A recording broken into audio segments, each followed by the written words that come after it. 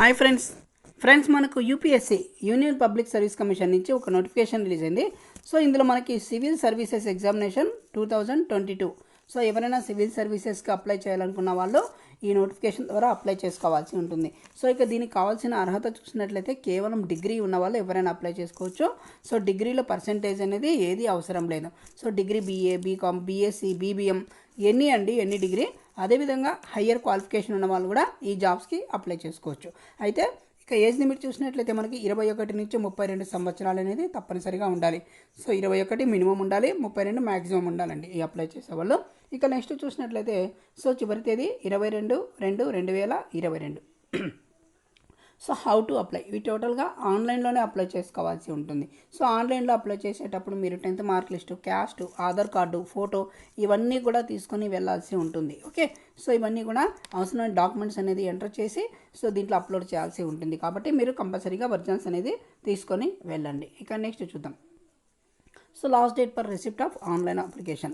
So మనకి 22 ఫిబ్రవరి 2022 సాయంత్రం 6 గంటల వరకే ఈ అప్లికేషన్ అనేది ఓపెన్లో ఉంటుంది.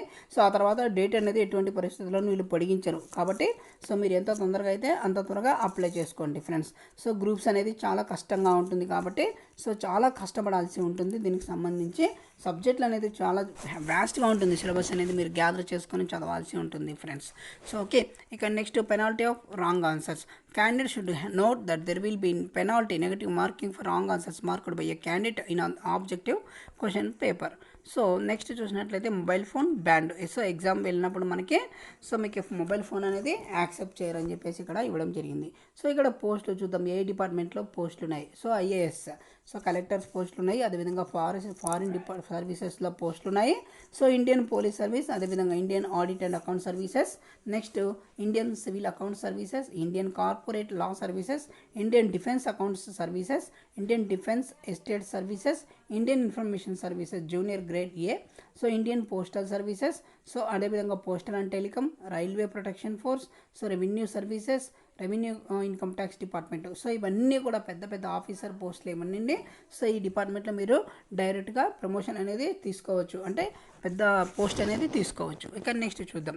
సో నెక్స్ట్ చూసినట్లయితే ఇండియన్ ఇంకా పోనీ ఇచ్చారు ఇక్కడ డిపార్ట్మెంట్లో అనేది Indian trade services, armoured force headquarter civil services, అదేవిధంగా Delhi, Andaman Nicobar, Lakshadweep, Daman Diu and Dadra Nagar Haveli civil services, Delhi, Daman and Andaman Nicobar and islands, Lakshadweep, Daman Diu and Dadra Nagar Haveli police services, Pondicherry civil services.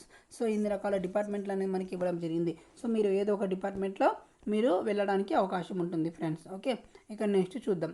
So list of services identify suitable for person bench mark disability along with the so physical requirements as functional classifications. So Indian administrative services ఇది ఎవరు apply చేసుకోవచ్చు.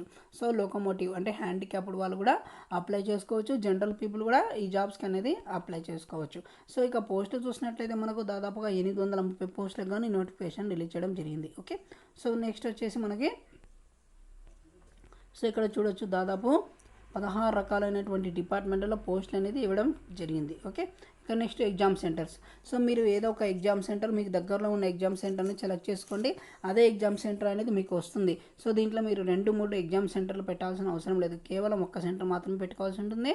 ఆ centre మీకే వస్తుంది. So మనకి ఇక్కడ చూసినట్లయితే so మనకి ఆంధ్రప్రదేశ్లో చూడొచ్చు, అదేవిధంగా తెలంగాణలో చూసినట్లయితే హైదరాబాదు, ఇక తిరుపతి, అదేవిధంగా విజయవాడ, విశాఖపట్నం, వరంగల్ ఈ విధంగా సో కొన్ని ప్లేసులు ఇవ్వడం జరిగింది.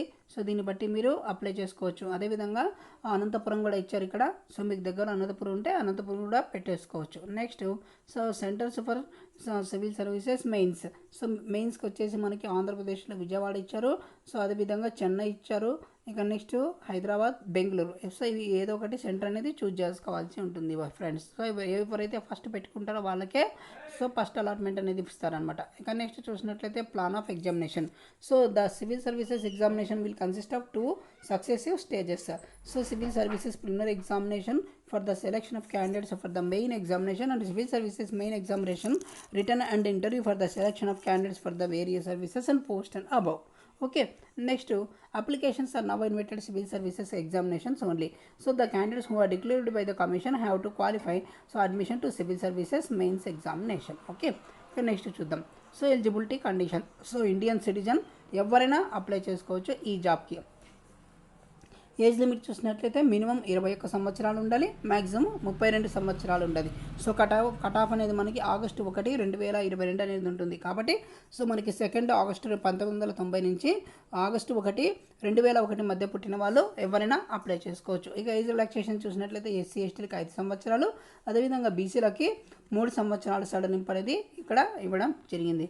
సో అదేవిధంగా డిఫెన్స్ పర్సనల్, ఇక డిజబుల్ ఆపరేషన్స్ షెడ్యూలింగ్ పాసిబిలిటీస్ వాళ్ళకి సో మినిమం 3 years అనేది ఇవ్వడం జరిగింది ఫ్రెండ్స్. సో ఎక్స్ సర్వీస్ మెన్కి వీళ్ళకి కూడా కొంత డిఫెన్స్ అనే మనకి రిలాక్సేషన్ అనేది ఇవ్వడం జరిగింది. సో మీరు ఏ క్యాస్ట్కి చెందుతారు ఏంటి అనేది చూసుకొని అదేవిధంగా మీరు ఏ కింద వర్తిస్తుందని చెప్పేసి చూసుకొని అప్లై చేసుకోండి. Next minimum qualification. సో ఈ candidate must hold a graduate degree of any universities incorporated by the state or central. Okay, so degree complete అయిన వాళ్ళు ఎవరైనా అప్లై చేసుకోవచ్చు ఈ జాబ్కి. ఇక next candidates who have appeared a qualifying examination passing which would render them so ఈ educationally qualified the commissions examination but not have been informed of the result, and also candidate who intend to appear such qualifying examination will also eligible for admission civil services preliminary. Okay, so next చూసినట్లయితే number of attempts.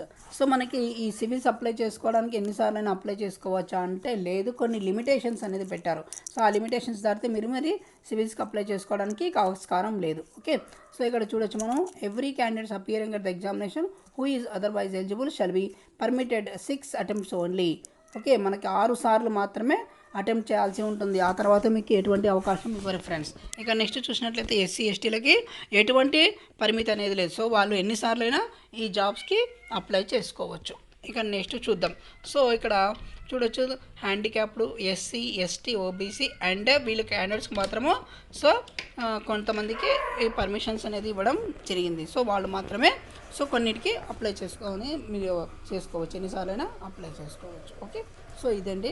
ఇంకేమైనా doubt ఉంటే కింద comment చేయండి, తప్పకుండా సమాధానం చెప్తాను. ఈ video కనుక నచ్చినట్లయితే లైక్ చేయండి, షేర్ చేయండి, సబ్స్క్రైబ్ చేయడం మర్చిపోవద్దు. థ్యాంక్ యూ అండి.